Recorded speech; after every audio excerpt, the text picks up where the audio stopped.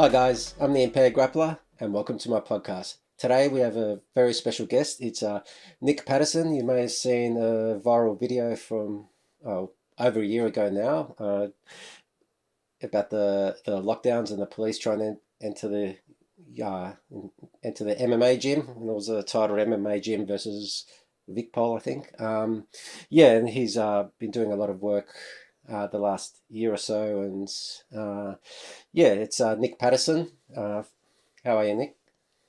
Yeah, I'm good, mate. How are you? Yeah, pretty good, pretty good. And this will likely be episode 33, so Illuminati confirmed and all that. But Oh, we yeah. we may discuss that later. But yeah, Did I just cover my eye yeah, yeah, just just like do all the yeah, symbols yeah. and triangles Symbols? and Yeah. everything. Yeah, yeah, like we could get into that doing the whole hand symbol thing. But yeah, no, yeah. So just wanted to touch on um, you were like basically um, in MMA and trying out for UFC, and you got your own gym. So can you talk about Yeah. sort of the young Nick and sort of getting into, I guess, getting into MMA and sort of the fighting and what sort of inspired you to go down that road and sort of what led you Yeah. to trying for the UFC and all that, and then yeah, we'll take it from there. Yeah. And I have to excuse me, my daughter's a little bit loud, so hopefully I don't know how much they can hear. She's That's two, fine. so Yeah, that's fine. terrible twos. Yeah, terrible too. Um, well, yeah, no, I always liked martial arts and fighting as all as young as I can remember, and I always thought that I would fight when I was older. So I think the thought precedes the action, and that thought was in my mind very young. And then I had an opportunity to train with a man named Ed Bavlock, who's just a very inspiring coach. He's from Boston, but he lived in Melbourne. He's moved to Ireland just recently, but he's over 20 years in Melbourne, and he was my coach. I started training with him. I trained at a number of different places from a young age. I'd never really learned martial arts in a complete way until I started to train with him. And he was a Muay Thai kickboxer that just embraced MMA, loved it, loves the wrestling. And and I started training with him. And I said to him once, I said, look, I would like to do what you do when I'm older, and I'm experienced. And he said, well, like their coach. And I said, yeah, I'd love to do that. And I ended up following sort of his path to some degree. Obviously, it's a different path now, but I followed that path and I started to fight. And I had something in me that pushed me to want to compete.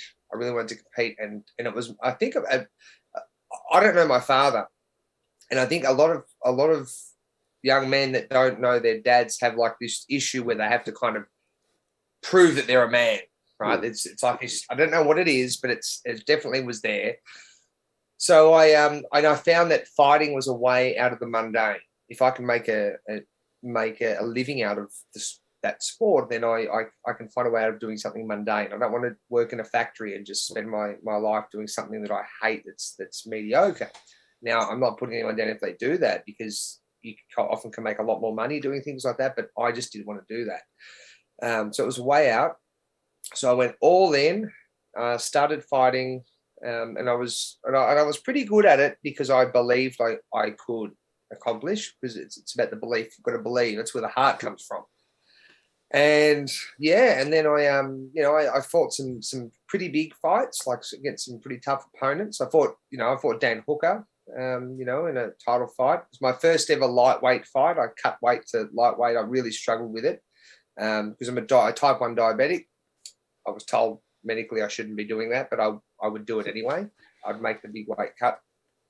And I ended up getting a UFC opportunity in the end to fight on a Brisbane card. And it was just a bit late for me. I didn't want to do it anymore. So you kind of, with fighting, you need to be all in. Yeah, you need to be 100%. And when I was so aware of all the other things going on in the world, that my mind was divided into two camps. Hmm. And the camp of, there's psychopaths controlling our world that are stealing from us, and we're going to have some sort of big thing that's going to collapse our economy. All these thoughts were in my mind, and I was researching, I was down the rabbit hole, and it was very hard for me to really focus. And they gave me like 10 days to lose 10 kilos for a fight. And I'm just like, not interested. Yeah. So that's where I, that was sort of the end. And then I had a prayer before my last MMA fight. And I just asked that God would help me to quit fighting and retire, because I retired 2 times previous and didn't actually retire. I'd retire, then I'd come back. Yeah. And then I had a prayer that I'd be able to finish fighting and start fighting the real fight. And all my strength was taken out of me when I had that fight. I fought a guy named Joshua Calvo from I think it was from Oregon or Washington State. It was from that top, the west coast, northern west coast of the US. And I just wasn't able to perform, and I got beat in the first round. And I think God's got a sense of humor, because that shouldn't have happened to me, but it did, and that was it. My ranking went from being very high. I might have still been ranked number 1 in 2 weight classes of unsigned fighters. Now it's gone down very low. I'd already kind of lost the drive to fight. It's like, I'm not going to fight to get that back up again. And that was the end. Yeah. And and then I started on a bit of a different path. So cutting weight and being diabetic, what issues did you have? Was that in that fight as well? That you had some issues? I can't remember if that was a welterweight fight or not. I don't know. That wasn't there was no, not that I can remember. There was no, Okay.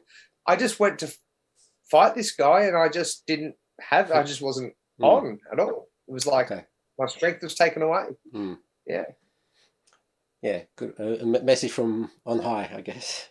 Yeah, so I mean, he makes men and breaks them, and he can, I think of that really famous quote from that movie Braveheart: God makes men who they are. And I don't think he wanted me to be doing that anymore, and I didn't want to be doing that in the cage anymore. I wanted to. I was getting pulled out to do something different, and there's all the multitude of voices that are screaming in different directions. Do this, and it's hard to you go, yeah, well, if I keep going, like, you know what, maybe I should give it another good go, and because I got that opportunity and to fight in the biggest show, I'm on their radar. But then other voices would say, yeah, but you're not really all in now. And I'm like, yeah, that's true, I'm not. So I had to make that decision, but I was right on the edge. So what was the decision? Either way. So I had to pray for it to be able to help me to make the right decision, which I knew internally the right decision was I needed to retire now.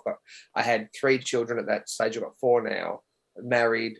I had done enough. I didn't need to do it anymore. Yeah, so praying helped you make that final decision, I guess. Yeah. Yeah. All right.